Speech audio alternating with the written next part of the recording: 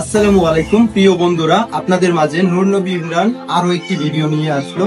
তো এই ভিডিওটা একটু মনোযোগ সহকারে দেখবেন, কেউ নেগেটিভ ভাবে নেবেন না। তো বর্তমান সময়ে আমাদের থটস অফ বিল্লাল ভাইকে নিয়ে অনেকেই ট্রল করতেছেন বা অনেকে আবার ভালো মন্তব্য করতেছেন। তবে আজকে আমি ফুল বিষয়টা নিয়ে একটা কথা বলবো। তো থটস অফ বিল্লাল ভাই অনেক সময় একটা ভিডিও করতো যে মানে শিক্ষামূলক সব ভিডিওগুলোই দেয়।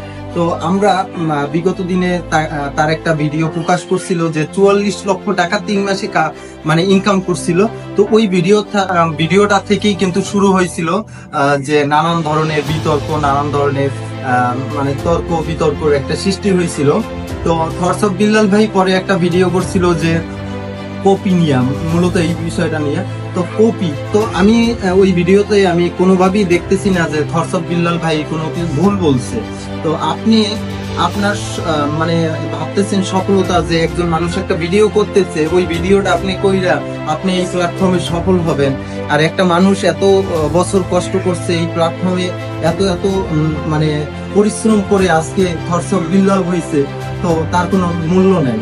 তো আপনি 2 দিন তার কপি কইরা তার মতো হয়ে যাইবেন।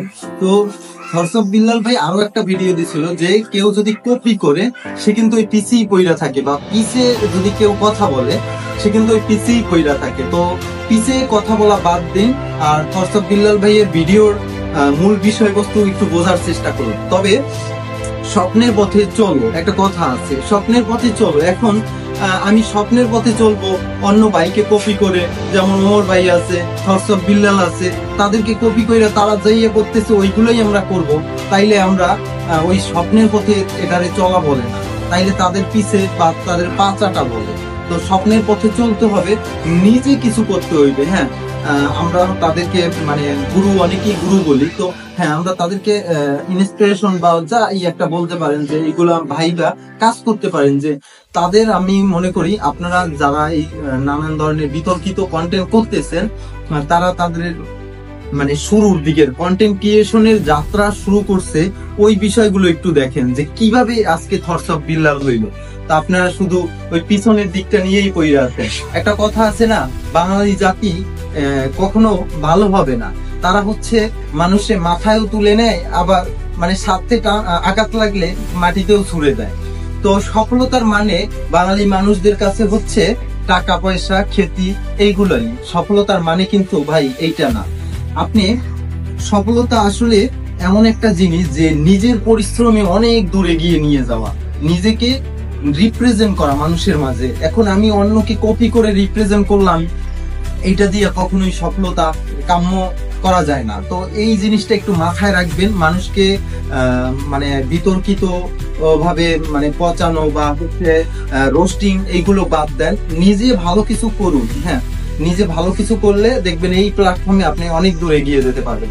আপনি পরিশ্রম করুন, এই প্ল্যাটফর্মে আপনি সামনের দিকে এগিয়ে যেতে পারবেন। আর যারা এই থটস অফ বিল্লাল ভাইকে নিয়ে নানান ধরনের বিতর্কিত ভিডিও করছেন, আমি মনে করি তারা হচ্ছে ওই 44 লক্ষ টাকা 3 মাসে 44 লক্ষ টাকা ইনকাম করছে, ওইটার লোভে আপনারা পড়ে আছে। কারণ আপনারা কোনো কন্টেন্ট ক্রিয়েশন যাত্রায় আসেন না, যে আপনারাও আসছেন যে 1-2 মাস কাজ করব আর এই প্ল্যাটফর্ম থেকে অনেক টাকা নিয়ে যাব। ভাই, আপনি 2 দিন পরে আপনি এই প্ল্যাটফর্মে আপনার নামই থাকবে না। আজকে থটস অফ বিল্লাল এই 1-2 দিনে হয় নাই, 2-4-5 বছর তার পরিশ্রম করতে হয়েছে। তো পিছনের গল্পটা জানুন, তারপরে কথা বলুন। তো সবাইকে ধন্যবাদ আমার ভিডিওটা শেষ পর্যন্ত দেখার জন্য। ধন্যবাদ সবাইকে। আসসালামু আলাইকুম।